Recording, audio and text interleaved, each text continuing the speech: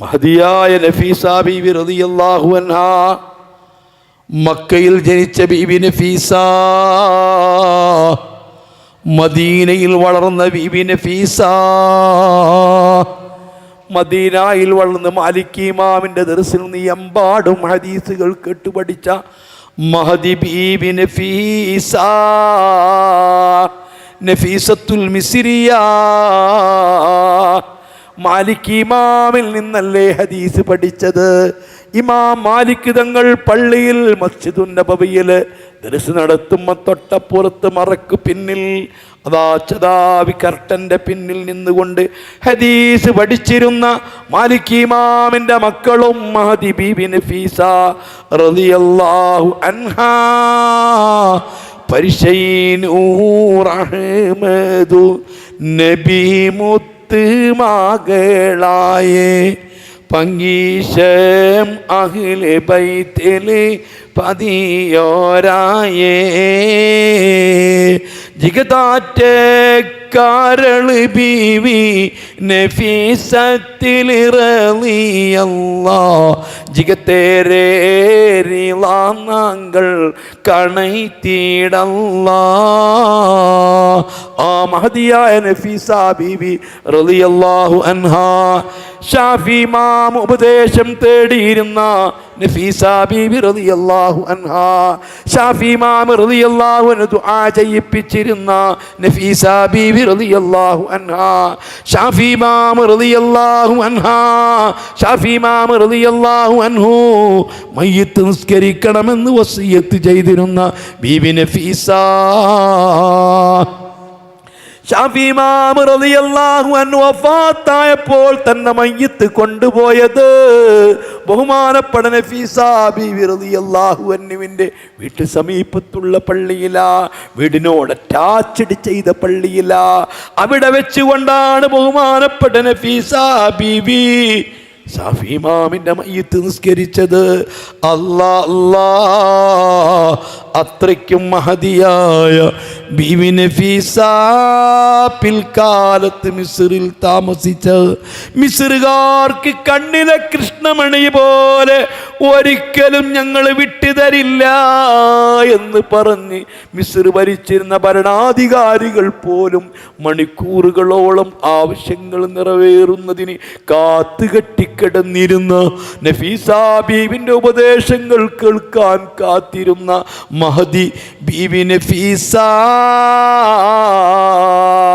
മിസ്റിൽ നിന്ന് ആയിരക്കണക്കിന് കിലോമീറ്റർ അകലമുണ്ട് മക്കയിലേക്ക്. ആ മക്കയിലേക്ക് നടന്നുകൊണ്ട് ഹജ്ജിന് വന്നവരാ ബഹുമാനപ്പെട്ട ബീവി നഫീസ. എന്തേ ഈ പാലമൊന്ന് കടക്കാൻ? 20 ഹജ്ജ് ബഹുമാനപ്പെട്ട നഫീസ ബീവി ചെയ്തിട്ടുണ്ട്. 20ാമത്തെ ഹജ്ജും ചെയ്ത് മഖാം ഇബ്രാഹീമിൻ്റെ പിറകിൽ നിന്ന് തവാഫിൻ്റെ ശേഷമുള്ള 2 റക്അത്ത് നിസ്കരിച്ച് കണ്ണുനീർ പൊഴിച്ചുകൊണ്ട് ദുആ ചെയ്യുമ്പോൾ ഇബ്രാഹിം മഖാമിൻ്റെ പിറകിൽ നിന്നുകൊണ്ട് കരയുകയാണ്. എന്താണ് റബ്ബേ ഈ കല്ലിൻ്റെ പ്രത്യേകത? ഇബ്രാഹിം നബി അലൈഹിസ്സലാം തൻ്റെ പ്രിയപ്പെട്ട ഉപ്പാപ്പ ഇബ്രാഹിം നബി അലൈഹിസ്സലാത്തു വസ്സലാം തങ്ങളുടെ കാൽ പതിഞ്ഞിട്ടുള്ളൊരു കല്ലാണ്. തൻ്റെ പ്രിയപ്പെട്ട മരുമകൾ ഇസ്മായിൽ നബി അലൈഹിസ്സലാത്തു വസ്സലാമിൻ്റെ ഭാര്യ അമ്മോഷൻ ക്ഷീണിതനായി വന്നപ്പോൾ അങ്ങ് പലസ്തീനിൽ നിന്ന് മകനെയും മരുമകളെയും മക്കളെയും കാണാൻ വന്ന ഇബ്രാഹിം നബി അലൈഹിസ്സലാം, ആ ഇബ്രാഹിം നബി എന്ന അമ്മോശനെ ഒന്ന് കുളിപ്പിച്ചു കൊടുത്തത്, കുളിപ്പിക്കാൻ വേണ്ടിയിട്ട് കിണറ്റിൻ്റെ സമീപത്തൊരു കല്ലിട്ട് കൊടുത്തത്, ആ കല്ലിന്മേൽ കയറി നിന്നത്, ആ കല്ലിന്മേൽ കയറി നിന്ന കല്ലാണ് മഖാം ഇബ്രാഹിം എന്ന കല്ല്. നേരത്തെ ഈ കല്ല് കഅബാലയത്തിൻ്റെ ഭിത്തികൾ പടുത്തുയർത്തുമ്പോൾ ഉയരത്തിന് വേണ്ടി കയറി നിന്ന കല്ല. ആ കല്ല് അവിടെ സൂക്ഷിക്കപ്പെട്ടിരുന്നത്. ആ കല്ലാണ് പിൽക്കാലത്ത് പിന്നീട് തൻ്റെ മരുമകൾ തന്നെ കുളിപ്പിക്കാൻ വേണ്ടി പഴയകാലത്ത് കിണറ്റിൻ്റെ സമീപത്ത് കയറി നിന്ന് കുളിക്കാൻ ഒരു കരിങ്കല്ലുണ്ടാകുമല്ലോ. അല്ലാ അല്ലാ, ആ കല്ലിൽ കയറി നിന്നല്ലേ കിണറ്റിൽ നിന്ന് വെള്ളം മുക്കി കുളിക്കാറ്. മരുമകൾ അമ്മോശനെ ഒന്ന് കുളിപ്പിച്ചതാ. ആ സമയത്ത് കയറി നിന്ന കല്ല, ആ കല്ലിൽ തൻ്റെ പാദങ്ങൾ അങ്ങ് പതിഞ്ഞതാ. ഈ കല്ല് ബഹുമാനപ്പെട്ട ഇബ്രാഹിം നബി അലൈഹിസ്സലാത്തു വസ്സലാം തങ്ങളുടെ പാദങ്ങൾ പതിഞ്ഞതിനാൽ ഇത് വല്ലാത്ത അത്ഭുതമുള്ള കല്ലാണ്, ബറക്കത്തുള്ള കല്ലാണ്. ഖിയാമത്ത് നാൾ വരേക്കും വരുന്ന ലോക മുസ്ലിമീങ്ങൾ ഈ കല്ല് കാണണം, ഈ ബറക്കത്തൊന്നറിയണം, ഇതിൻ്റെ ബഹുമാനം തിരിച്ചറിയണം. അല്ലാ, നിസ്കാരം ഒരാൾക്ക് തൻ്റെ നാട്ടിൽ വെച്ച് നിർവഹിക്കാം, ഹജ്ജതേ സക്കാത്ത് നാട്ടിൽ വെച്ച് കൊടുക്കാം, നോമ്പൊരാൾക്ക് തൻ്റെ നാട്ടിൽ വെച്ച് നിർവഹിക്കാം. പക്ഷേ ഹജ്ജും ഉംറയും അങ്ങനെയല്ല. ഏതേത് നാട്ടിലുള്ളവർക്കും ഹജ്ജ് ചെയ്യാൻ മക്കയിൽ വരണം, ഉംറ ചെയ്യാൻ മക്കയിൽ വരണം. ലോകത്തുള്ള 294 രാഷ്ട്രങ്ങളിൽ നിന്നും മുസ്ലിമീങ്ങൾ വരുമ്പോ ഈ കല്ല് കാണുമ്പോ അല്ലാ, ഒരിക്കലും വെടികൊള്ളാത്ത ഗ്ലാസിനകത്ത് സൂക്ഷിക്കപ്പെട്ടിരിക്കുന്ന കല്ല്, ഈ കല്ല് കണ്ടാൽ എൻ്റെ പ്രിയപ്പെട്ട ഉപ്പാപ്പ ഇബ്രാഹിം നബിയുടെ ബറക്കത്തും ഇബ്രാഹിം നബിയുടെ ബഹുമാനവും തിരിച്ചറിയുമല്ലോ. അതിനുവേണ്ടി അല്ലാഹ് പറഞ്ഞതാ, വത്തഖിദൂ മിൻ മഖാമി ഇബ്രാഹിമ മുസല്ലാ. ഇബ്രാഹിം മഖാമ് നിങ്ങൾ നിസ്കരിക്കുന്ന സ്ഥലമാക്കണം. ആ കല്ലിന് ഇത്രമാത്രം പ്രത്യേകതയുണ്ടെങ്കിൽ, എൻ്റെ ഉപ്പാപ്പായുടെ കാല് പതിഞ്ഞ കല്ലിന് ഇത്ര വലിയ പ്രത്യേകതയുണ്ടെങ്കിൽ, എൻ്റെ ഉപ്പാപ്പ ഇബ്രാഹിം നബിയുടെ ഡെഡ് ബോഡി മുഴുവനും കൂട്ടിപ്പിടിച്ച് കിടക്കുന്നൊരു മണ്ണുണ്ട്, ആ ശരീരം മുഴുവനും കിടക്കുന്നൊരു മണ്ണുണ്ട്.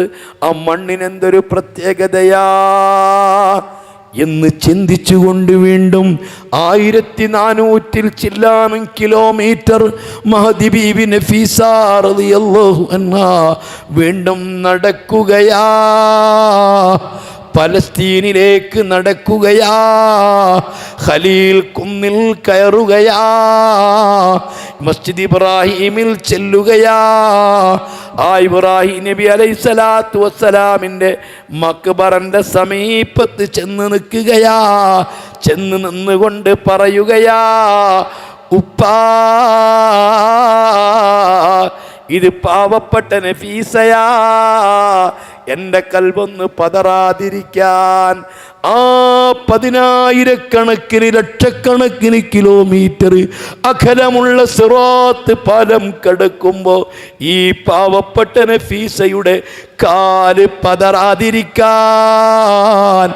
എന്ന് വഴുതി വീഴാതിരിക്കാൻ, എനിക്കൊരു ഉറപ്പ് കിട്ടാൻ ഇവിടുന്ന് എന്തെങ്കിലും ഒന്ന് നിർദ്ദേശിക്കുമോ? ഇവിടുന്ന് ഒരു ചെറിയ ഉപദേശം നൽകുമോ? 4000 കൊല്ലം മുൻപ് ലോകത്തോട് വിട പറഞ്ഞ് മൺമറഞ്ഞു പോയ മഹദിയ മഹാനായ ഇബ്രാഹിം നബി അലൈഹിസ്സലാം തന്റെ ഖബറിന്റെ ഉള്ളിൽ നിന്ന് സലാം മടക്കുന്നു. പറയുന്നു, മോളെ ബീബി നഫീസ, പേടിക്കണ്ട, പതറണ്ട.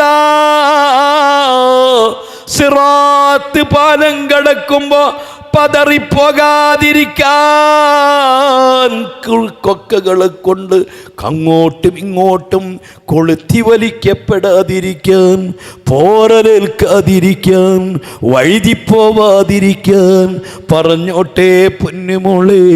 ഇദാ സുൽസിലത്തിൽ അർളു സിൽസാലഹ വഅഖ്റജത്തിൽ അർളു അസ്ഖാലഹ വഖാലൽ ഇൻസാനു മാ ലഹാ. ഈ സൂറത്തൊന്ന് അധികരിപ്പിച്ചോ, വിശുദ്ധ ഖുർആൻ അധികരിപ്പിച്ചോ.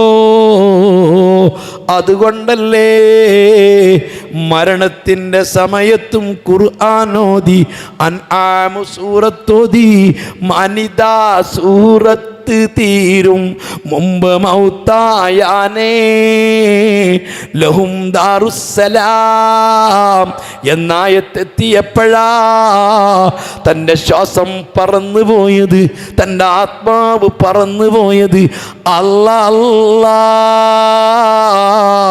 മഹദി ബീബി നഫീസ ചിന്തിച്ചതാ. ഉമ്മമാരെ, എപ്പോഴെങ്കിലും ഒന്ന് ചിന്തിച്ചിട്ടുണ്ടോ? ഈ പാലമൊന്ന് കടക്കണമല്ലോ, അക്കരെ എത്തണമല്ലോ, രക്ഷപ്പെടണമല്ലോ. സ്വർഗം കിട്ടിയില്ലെങ്കിലും സ്വർഗത്തിലെത്തിയില്ലെങ്കിലും ഈ നരകമൊന്ന് വിട്ട് കടക്കണമല്ലോ. ഈ നരകത്തിൻ്റെ മീതെ സ്ഥാപിക്കപ്പെട്ട പാലത്തിലൂടെ ഒന്ന് കടന്ന് കിട്ടണമല്ലോ. ഒന്ന് ചിന്തിച്ചാളാ. ഇന്ന് കേട്ട വഴലനുസരിച്ച്, ഇന്നലെ കേട്ട വഴലനുസരിച്ച്, വിശുദ്ധ ഖുർആനിലെ ആയത്തനുസരിച്ച്, ഹദീസുകൾ കേട്ടതനുസരിച്ച്, ആലിമീങ്ങൾ പറഞ്ഞതനുസരിച്ച്, അയിമ്മത്തി എഴുതി വെച്ചതനുസരിച്ച്, മുത്തുനബിൻ്റെ ഹദീസ് അനുസരിച്ച് എനിക്ക് പ്രതീക്ഷയുള്ള അമലെന്താ? ചെയ്തു വെച്ചതെന്താ? പാലം കടക്കാൻ എനിക്ക് ഞാൻ പ്രതീക്ഷയോടുകൂടി കാണുന്ന അമലൊന്നെന്താ? എപ്പോഴെങ്കിലും ചിന്തിച്ചിട്ടുണ്ടോ? ഏത് സമയത്തും മേലോട്ട് വിട്ട ശ്വാസം താഴേക്ക് വരാതെ വന്നാൽ എത്രയെത്ര സംഭവങ്ങളാ ഞാനും നിങ്ങളും കേൾക്കുന്നത്, എന്തെല്ലാം അത്ഭുതങ്ങളാ കേൾക്കുന്നത്. എന്നിട്ടും നമുക്ക് ബോധം വരുന്നില്ല. അത്